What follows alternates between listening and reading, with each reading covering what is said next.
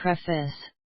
In the video that we will be looking at today, the author states that prior to the 10th edition of Warhammer 40,000, custodian women cannot exist.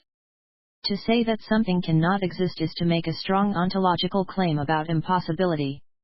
There are a number of different kinds of impossibility.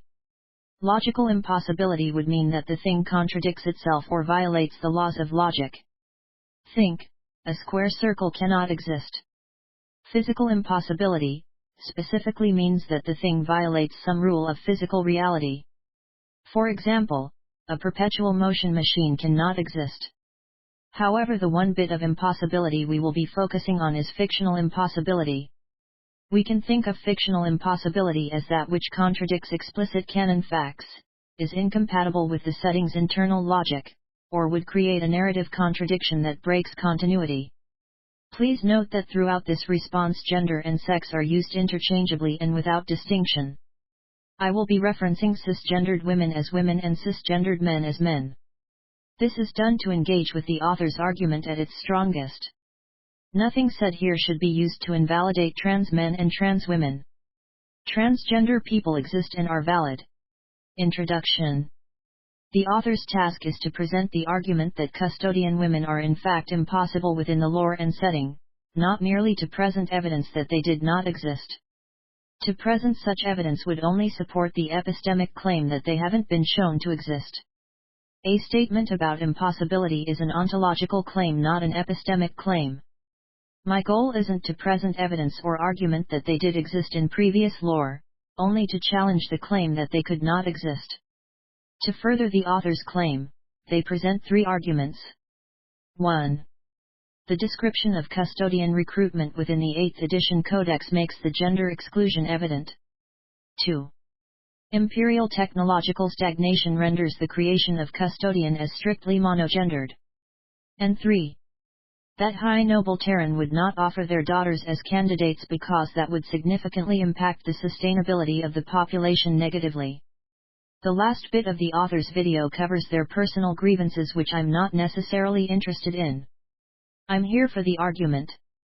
The definitive sourcebooks for information about the custodians comes from the Adeptus Custodis Codex, which began publishing during the 7th edition of the game in 2017. This faction has been discussed elsewhere, but for the purposes of this video we will take these codexes as authoritative. To reiterate the author's claim, based on all the lore we had prior to this 10th edition Codex drop, female custodians cannot exist, period. The author of the video specifically references the 8th edition, so we will engage with that text. Lore ambiguity. The description of custodian recruitment seems to be the author's strongest argument that custodian women can't exist. The screenshot that the author provides is page 14 of the 8th edition Codex, Shadows and Alchemy. Here we read that the process of producing a custodian is shrouded in secrecy and tradition. The method is known only to the imperial household and is carried out by accomplished chirurgeons and bioalchemists within laboratories locked away from the sight of the masses.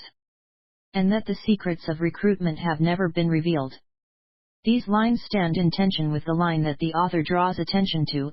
It is known that all custodians begin their lives as the infant sons of the noble houses of Terra. The qualifier, it is known that, weakens the definiteness of this statement. It does provide support to the claim that all custodians are male, so far as the qualifier allows. But not that it cannot be any other way. This area of text introduces ambiguity and secrecy to the recruitment and creation of custodians, and makes definitive details difficult to parse. It is one thing to say, the secrets of their recruitment have never been revealed. It is another thing to say, it is known that all custodians begin their lives as the infant sons of the noble houses of Terra. This tension begs the question whether this is the Emperor's truth, or just unverified legend and propaganda spread across Holy Terra.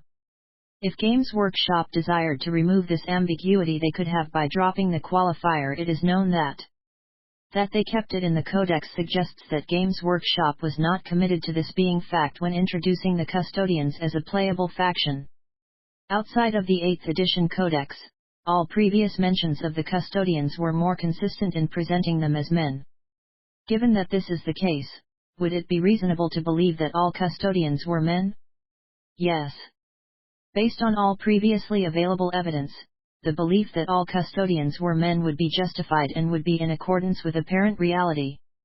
Even a Terran-born noble would be convinced with regular evidence, and especially after giving his own son to the imperial household. However, the fact that this belief can be reasonably held does not support the stronger claim that custodian women cannot exist. Taking the 8th edition Codex as authoritative doesn't give the argument the certainty that it requires. The ambiguity introduced by the tension between lines of text, the qualifier limiting the statement to the epistemic scope, and the in-fiction secrecy of the custodian recruitment practices, all prevents the level of certainty required to make the presence of a custodian woman impossible or contradictory to the setting as written. Imperial stagnation. From here the author of the video puts forth the idea that imperial technological stagnation renders the production of custodian women impossible. Some of the most interesting world building within Warhammer 40,000 is that the stagnation of technology fully expresses Clarke's third law: any sufficiently advanced technology is indistinguishable from magic. The aesthetics and practices of the Adeptus Mechanicus is fully built on this premise. Using Clarke's language, the magic of custodian bioalchemy does not seem to exclude female aspirants from participation or successful initiation as full custodians. To prove the author's claim of impossibility, the author would have to dig into the magic and present the contradiction. In this effort, the author examines the architect and craftsman of the custodians. The author states that the emperor could have created custodian women. Given the whims of the emperor, custodian women can exist. This should be enough to collapse the claim of impossibility and state plainly, custodian women can exist. That the emperor could have produced them but chose not to would speak to the preference of the master of mankind, and not whether they can exist. That the author leaves the most critical part of their argument unstated, why the emperor chose this action, weakens the argument considerably. The unwarranted premise that the author uses to bridge this gap is that the Imperium's chirurgeons and bioalchemists are incapable of producing custodian women. As previously stated, the process of producing custodians is shrouded in mystery and deliberately obfuscated. Nothing can actually be said about the capabilities of the Imperium's magicians beyond that they produce custodians at a diminished rate compared to the Emperor. It does not follow that because they produce custodians at a slower rate, that they could not produce custodian women in the manner that the Emperor could have. A much stronger argument would start by saying that the Emperor could not produce custodian women. The imperial bioalchemists, who are likely inferior to the Emperor in capability, would then be very unlikely to produce custodian women themselves. From here the author would need to build a case to a level of certainty that would make the likelihood practically impossible. But this isn't the author's argument and they don't build that case. The argument would have to start with proving that the Emperor failed in his intentions, or that the process itself is impossible. Instead the author leans on a metaphor of the imperial magicians blindly using the same key on every lock. However, there is no reason to assume that the current custodian bioalchemists apply a single rigid method. The lore suggests that the individualized process developed under the Emperor continues, albeit slower and more prone to failure. The keys simply take longer to create and are more prone to breaking. The lore remains silent how much or to what extent their current capabilities wane in the absence of the master of mankind. That they produce custodians is evident. Imperial stagnation is not enough to say definitively that the imperial magicians are incapable of producing custodian women. As a point of consideration, the author brings up a screenshot from the 10th edition Codex which introduces custodian Kalides Torovalia Kesh, a woman. Up until this point the author has firmly attempted to support their claim that, based on all the lore we had prior to this 10th edition Codex drop, female custodians cannot exist, period. By discussing the legitimacy of a custodian woman within this new edition they drift away from supporting their original argument. There is no comment the author can make here to support their original claim. It is important to note that within the edition the character is introduced. The gendered exclusive text is removed, leaving a fair reading that all infants regardless of gender are included in recruitment. As for the question of who created this custodian, The answer is straightforward: the chirurgeons and bioalchemists that created all the other custodians. There is no compelling reason to suggest that they are incapable of doing so. The sustainability argument. As for the sustainability argument, let's talk about it. The author asserts that if the custodians began accepting infant daughters in any significant number, it would negatively impact the sustainability of Terran nobles. To engage with this claim, let's take some numbers from some reliable sources. Watchers of the Throne, the Emperor's Legion, estimates that the population of imperial citizens on Holy Terra numbers in the quadrillions. This is supported with the insight that the entire surface of the planet is covered in hive. It is the most vastly populated and built-up hive world in the Imperium. The demographic of a hive can be broken down in a number of ways, but for our purposes we will focus on the thinnest slice of the upper population.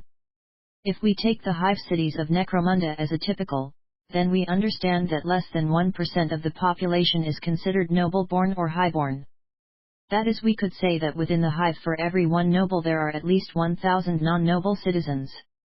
For our purposes and to engage with the sustainability argument at its strongest, we will use numbers conservative in scope and generous to the argument. We will use 1 quadrillion as the population of the planet and split the demographic as 1 noble per 250 million citizens. These numbers are reasonable and go beyond generous towards the argument. From this we determine the population of noble Terrans who sit within the most elite slice of the demographic is 4 million. 4 million highborn nobles. Now let us consider the annual failure rate to produce one worthy aspirant fully initiated as a custodian. The author states that for every one successful aspirant that becomes a fully initiated custodian, 1,000 will fail. Some other sources state that thousands are found wanting. Let us consider the highest failure rate reasonable given the language of the text and even beyond the author's statement. There is no argument given that tens of thousands of candidates lethally wash out. Therefore we have a plausible failure range of 3 to 9,000. If we assume the 9,000 figure, 9 times higher than the author's estimate, we discover that the custodian failure rate depletes less than 0.3% of the noble population annually. That's far lower than historical childhood mortality rates in pre-industrial human societies, where 30 to 50% of children routinely died before adulthood. This depletion rate is well within sustainable limits whether infant sons, daughters, or both are accepted. Ironically enough, the reproduction strategy that the author proposes, one man reproducing with 100 women over generations, would significantly reduce genetic diversity leading to higher birth defects, reduced immune system adaptability, and increased susceptibility to genetic disease. The author's perspective in this manner is biologically reductionist, naive, and inconsistent with the Imperium's practical use of women in warfare. Imperial pragmatism and tradition regularly places men and women side by side fighting the enemies of humanity. Mixed-gendered regiments, such as Katia and shock troops, Katachan jungle fighters, Valhallan 597th, and Gaunt's ghosts, attest to this principle. Personal grievance and opinion. At the tail end of the video, the author describes their personal grievances with the changes included in the 10th edition Codex. I will call these positions grievances because they do not speak to what is, or what can be, but what should be. These are appeals to normative values and not necessarily to impossibility. I might address some of these points in a separate video. I am confident that I have already countered the arguments that warrant comment. The first grievance given is that this change upends the gender balance of imperial factions, which makes female-exclusive factions more prevalent than male-exclusive factions. If gender parity is a concern, one way to address this is by recognizing the disparity between the Space Marines and their counterpart, the Sisters of Battle. The Black Library contains hundreds of Marine novels while containing fewer than 20 sister novels. To date, between the 8th and 10th editions, Games Workshop have published greater than 12 Space Marine codexes, 3 core and supplements for various chapters including the Ultramarines, Raven Guard, Salamanders, and Imperial Fists, while the Sisters were given only 3 core codexes. These metrics seem to undermine the idea that female-only factions are becoming more prevalent than male-only factions, regardless of the gender balance of Imperial factions. This is a red herring. As for why ought the custodians become gender inclusive? The reasons for why they ought not or cannot seem to fail. So on that basis, it is permissible. This poorly defined standard of adding, advancing, or bettering could be used to exclude any aspect of the setting. If the custodians are above the concerns or perspectives that gender would grant them, then the exclusion is even more unwarranted. Conclusion. Within their video, the author attempted to assert their claim that custodian women cannot exist given the stagnation of the imperium, worrisome questions about sustainability, and by overstating certain passages within the text while ignoring others. They did not provide a contradiction or inconsistency which would render custodian women incompatible with how they are created or recruited. The facts remain. 1. The emperor could have created custodian women, so they can exist. 2. Custodian creation isn't transparent, so we cannot say that they cannot exist. 3. The population of the imperium is absurdly large, sustainability is overstated. At most, the absence of evidence in previous editions allowed for a reasonable belief that custodians were only men. But this is an epistemic gap, not an ontological impossibility. The introduction of custodian women is consistent with both the Warhammer 40,000 universe's themes of techno-mysticism, the ambiguous, unreliable in-fiction narrative, and the Imperium's brutal pragmatic approach to warfare. Postscript. After watching the author's video multiple times, I feel the need to address these rules the author proposes to Games Workshop, because they offend my sensibilities. Specifically because they pretend to be meaningful and logically rigorous when they're nothing more than a blunt cudgel to beat sensible critique. Let's look at the first imperative. Everything existing in a universe must abide the lore and world building of that same universe. This is a meaningless tautology. Of course, things that exist within a fictional universe by definition conform to its world building. If something exists in the setting, then it is part of the setting. It may be inconsistent with other lore or run counter to the preferences of its audience, but by its inclusion it becomes canon and alters the reality of the world. This rule effectively becomes, things that exist in a fictional world are things that exist in the fictional world. It offers no guidance and is not interesting. The second rule, never write anything that doesn't make sense with the lore and rules of the universe you are writing in it. This assumes that lore is static and perfectly consistent. Warhammer 40,000 is famously neither. The lore is mythologized, contradictory, and frequently revised. The lore has changed over time. The squats disappeared in the 3rd edition, only to reappear as abhumans with slight changes to their history. Inquisitor, 1990, was republished as Draco, 2002, with over 40 edits to align with the current lore of that year.